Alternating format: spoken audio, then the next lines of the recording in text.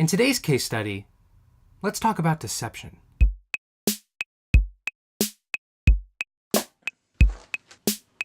The fundamental basis of Western music is the push and pull of harmonic tension and release, using certain harmonic progressions for the purposes of creating dissonance and resolution. For example, these progressions are called cadences when they end a phrase. However, since the context in which I'll be discussing these progressions isn't at the end of phrases, I'll be referring to them as resolutions. For example, the movement between the 5-chord and 1-chord of a given key is the strongest kind of resolution. It's partly because the leap from the 5th scale degree to the 1st scale degree is one that our ears finds naturally satisfying, but it's also because it features a step from the leading tone, or 7th scale degree, to the tonic, or 1st scale degree. The leading tone is a note that inherently wants to be resolved. Hell, the purpose of it is in its name. This note relationship plus the strength in the chords moving is why this progression is called an authentic resolution. There are other kinds of resolutions, but the one I want to focus on today is very similar to the authentic resolution, but with a twist. It's called a deceptive resolution. In theory, it's when the 5-chord moves to anything that's not the 1-chord. In practice, it's usually the 5-chord moving to the 6-chord. Between the 2 chords, the leading tone is still able to resolve to its rightful place, but the overall quality of the chord being minor means that the listener is still caught off guard. Using this progression means that you get to subvert a listener's expectations, without any music theory teacher busting into your house late at night to yell at you and mock you for breaking rules and for using MuseScore to write out your final project. Not that I know what that's like. So why am I going super in-depth on this seemingly innocuous progression? Because the song I'm looking at today uses it obscenely well. But first, some backstory.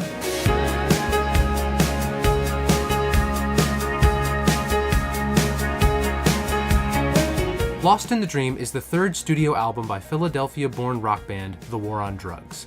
It was released in 2014 to wide commercial and critical acclaim. And I love it. For real, this might be one of my favorite rock albums of the past decade.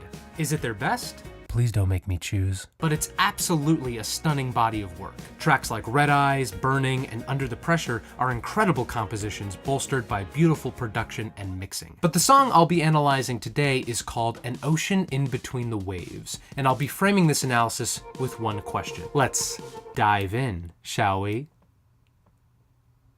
The question is, what key is it in?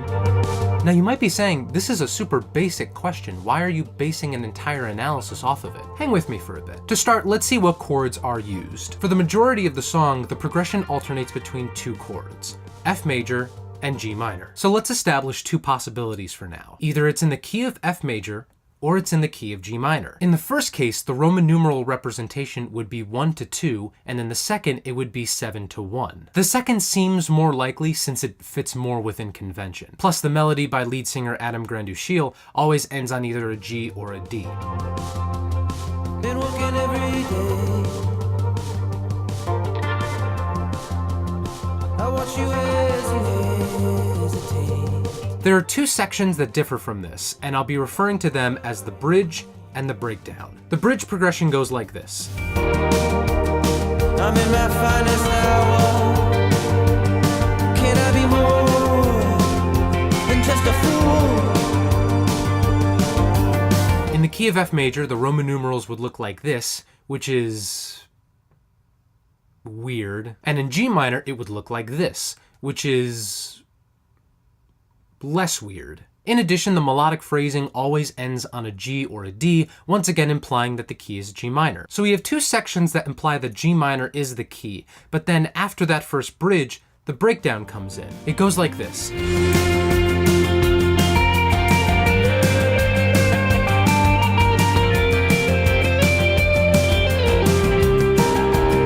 That is an odd chord to be using. C major includes an E natural, which isn't in the key of G minor at all. But you know where it does exist? F major. And you know what C major is in the key of F? The 5-chord, which leads right into the next chord.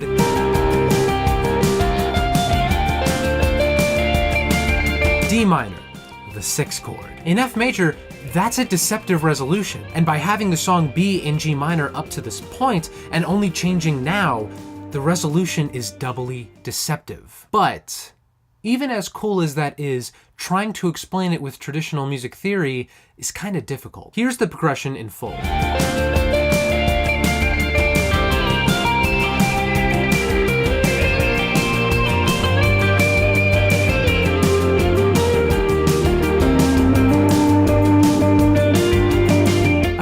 section is in F major, it would be written in Roman numerals like this, which is fine if a little awkward because of that one flat 7. In G minor, it would be even more awkward as this. I mean, a minor 5? What the hell is this? So given our 2 options for keys, we have 3 sections that don't really make complete sense in either key. And to be clear, I'm not bashing or criticizing the band or the song. The song still slaps regardless. But maybe An Ocean in Between the Waves just isn't meant to be broken down like this. Hey, what does that title even mean?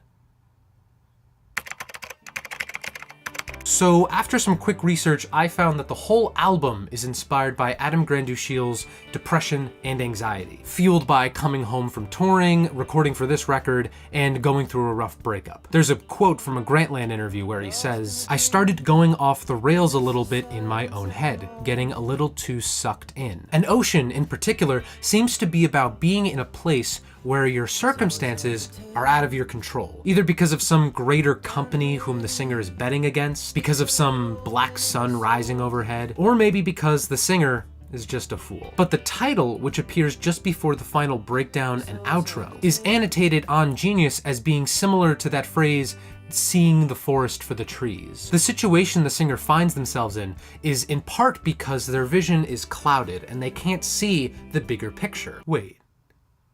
What if, in my own analysis, I've been unable to see the big picture? What if there's more to the song than meets the eye? What if, by analyzing this song based on only 2 options, I've been seeing the key for the notes?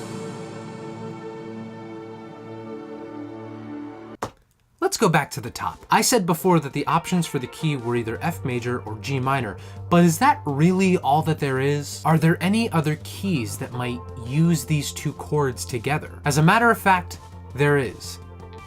B flat major. If we're looking at this piece as being in B flat major, it means that that main progression, F to G minor, is 5 to 6. The bulk of this song is just one big deceptive resolution. This thing has layers of deception to it. It's like deception inception. Someone get me one of those little spinning tops, pronto. The bridge also makes more sense if you assume it as being in B flat. It would look like this, which is just a pretty normal looking progression. So lock it down, I've cracked the code, bring in the dancing lobsters, I'm a freaking millionaire! Except there's still that C major chord in the breakdown. And that has an E natural in it, and that's not in the key of B flat at all. No, there's gotta be an explanation for this. I just have to think back to my training.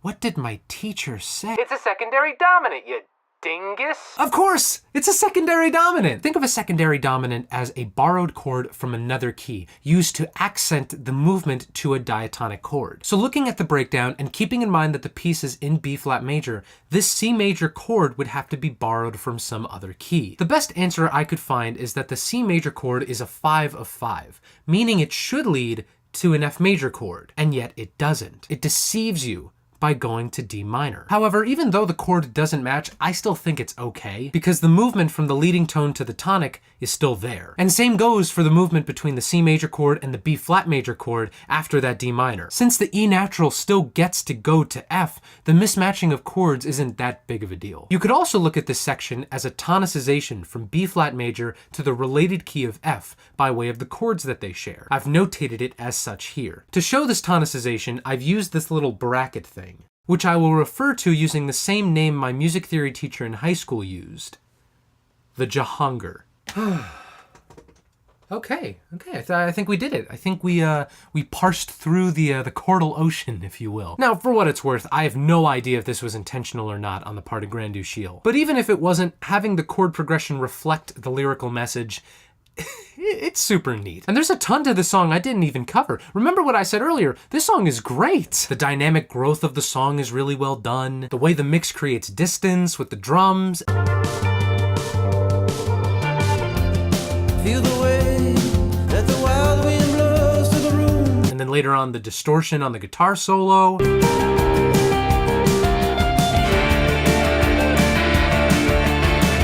Speaking of which, that guitar solo rips!